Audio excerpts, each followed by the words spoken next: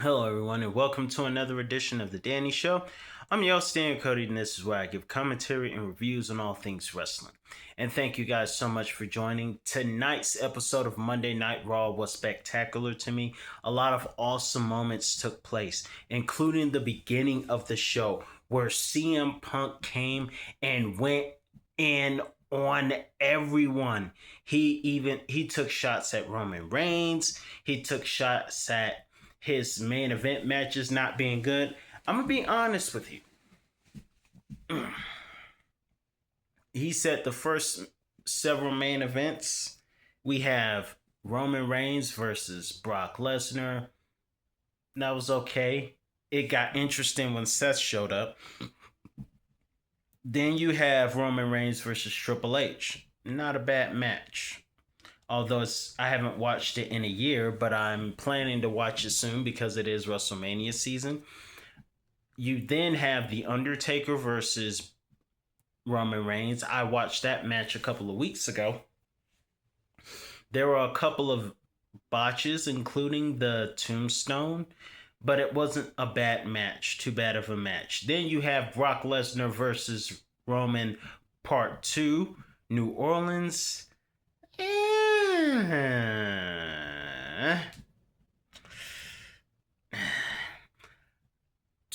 2019, he finally got respected by the fans because of his struggles. Then you have 2020.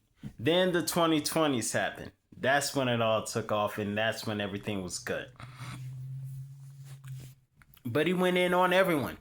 Roman Reigns, he went in on The Rock, was a movie star. I don't know why he said was a movie star, but he went in on everyone. He even took shots at Vince McMahon, from what I understand. And so just the promo was excellent. And one thing he said that was great, he said, being hated is an excellent price I pay for not being hated by losers is a fun price to pay for not being them. That was very powerful and a motivational speech, to be honest with you. But then he went in on Pat McAfee. And I must say this, I want to get a couple of things off my chest, and this is where it's going to get a little bit serious.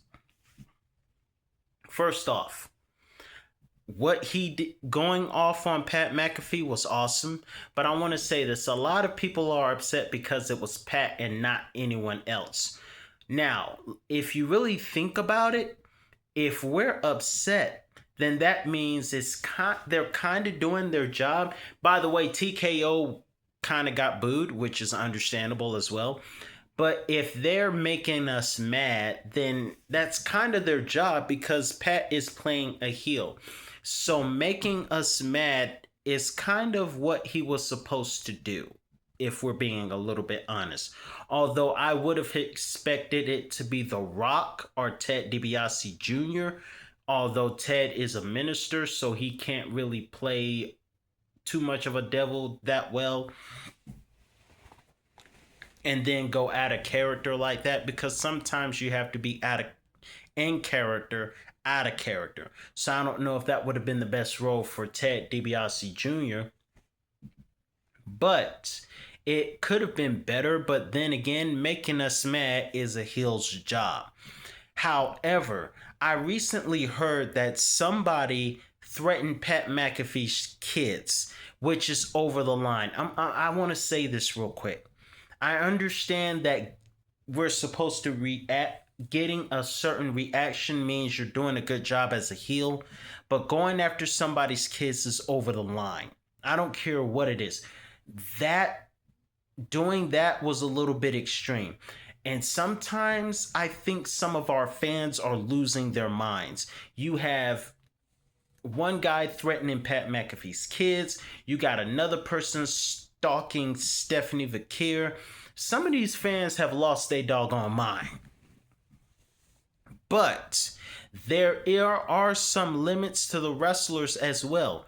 By the way, I understand you're supposed to catch heat, But celebrating somebody having multiple sclerosis is not a good heel character thing to do, Ricochet. That was over the line, period. But going after somebody's kids just because they're trying to be a good heel is also out of line, period. But let's just move on with that real quick. Pat McAfee, a lot of people had a lot to feel about Pat McAfee, and he cut an interesting promo, I will say the least. But I love when CM Punk said something that I said recently, which was bring the freaking prices down of those darn tickets. I don't know why y'all raised them tickets up in the first place. I mean, seriously, the only people that'll be able to afford it are celebrities. Just saying. Bring those ticket prices down and you might get a record breaking crowd. Well, no, that would have been SoFi Stadium. SoFi Stadium could be a record breaking crowd if they were there this year and they brought the prices down. I don't know for sure if WWE is going to bring WrestleMania overseas next year in the wake of what's going on right now. But nonetheless, I just wanted to say that CM Punk was excellent on the mic as always. Seth Rollins came out and he dodged a sneak attack by Gunter, which was also awesome. Hearing the fans and myself singing his theme song was awesome. It was great to have Seth. We found out that we could be getting the Demon Finn, which is the alter ego of Finn Balor. We found out that we might be seeing him return to defeat Simp19 Dom, which would be perfect now that he's babyface. And Demon needs a win because the last two times the Demon was in action, he lost to Edge inside Hell in a Cell and to Roman Reigns during Roman Reigns' peak years as the Universal WWE Champion. So Demon Finn will need this win, and I believe he's going to get it. Stephanie Vaquer caught Liv Morgan by surprise in a sneak attack backstage after she warned her that while Liv says it's on site, Stephanie Vaquer says you won't see it coming, and you did not see it coming at all. We found out that Rey Mysterio is going to be the sixth man in the ladder match that involves Siobhan Evans, Dragon Lee, and of course, Rusev, Penta, Rey Mysterio, and JD McDonough. We saw tonight Bayley successfully defeat Lash Legend with help from her friend Lyra Valkyria on the outside. Nia Jax has lost a lot of weight. I didn't have anything against Nia before, but congratulations to her. She looks a lot different, and she didn't look bad before, but she looks different now. She's lost a couple of some weight on her. We saw Rhea Ripley and Io Sky. Rio, one of my favorite female tag teams, go up against the new WWE version of Jade Cargill's Baddies. By the way, WWE is copying what AEW did. And Corey Graves acknowledged it by calling it the Baddies, which is what we got from AEW. This time it is Michin and B-Fab. By the way, this is not the first time Mia Yim has been a stooge from a heelish female faction. Remember the Dollhouse with Taryn Terrell back in 2015? Oh my God, that was 11 years ago in TNA. Remember Taryn and the way she used to make Gail Kim's life a living misery back in the day? Yeah, when she was crazy and everybody was crazy and she was a part of the craziness as well. Remember that? I do. And now she's a stooge, and not stooge, but an assistant, this time to Jade Cargill. My memory is pretty good. And of course, Jade was a heel tonight going up against them and ambushed Io as the team lost to Rhea and Io Sky.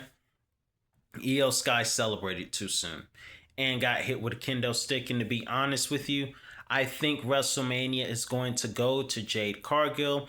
And if I'm being really honest, I think they're going to keep Jade Cargill champion long enough to start a triple threat feud between Naomi and one of my favorite female wrestlers right now, the EST of WWE, Bianca Belair. Oh my God, when she comes back. She might come back after WrestleMania, but oh my God, when she gets back, business is going to pick up. It is going to be awesome. I look forward to that. I think Naomi versus Jade versus Bianca next year, wherever they go, if they go overseas, wherever they go, I would love to see them go to a place like London or the Mile High Stadium in Denver or my former hometown of Atlanta. Both an awesome stadium in Denver or Gillette Stadium right outside of Boston. Go to one of those great places. I think it would be great to have that triple threat match regardless. It is going to be great. It would be great to see. It might happen at a SummerSlam. I don't know. But I think that's going to be great. We were supposed to get a contract signing tonight, but it turned out to be a brawl between the ruler and who mocked Brock Lesnar, by the way, which was kind of funny, and Brock Lesnar when they broke a table. And what is Jessica Carr doing there? There are two giant angry men throwing chairs at each other. She should not be there. I'm not trying to be that type of person, but just out of care, not out of what you may think it is. Jessica Carr, one of the female referees, should not have been in there. This is for guys because these are two muscular monster giants, 6'1.5" giants. Jessica Carr shouldn't be there. She could have got crushed. But in any event, it was a great episode tonight. At least Triple H actually got respected by the fans. And I thought the little girl who looked like Stephanie Vakir, that was pretty cool. Nice cosplay. Tonight was great. Great to see Seth Rollins. Rey Mysterio is back. Excellent episode of Raw.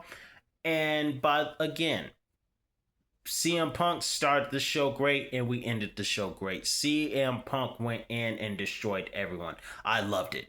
But let me know your thoughts in the comments below. What do you think about tonight's episode of Monday Night Raw? I'm your host, Daniel Cody. And also, yesterday was the birthday of Charlotte Flair. She turned 40. I probably shouldn't be mentioning ages. People don't like when you tell their age. But happy belated birthday to Charlotte Flair. Be sure to check out my top 10 favorite matches of Charlotte. And be sure to check out my top 10 favorite matches from the city of Houston, Texas, where WWE was tonight. Until next time, have a great night, everybody. And I will see you next time.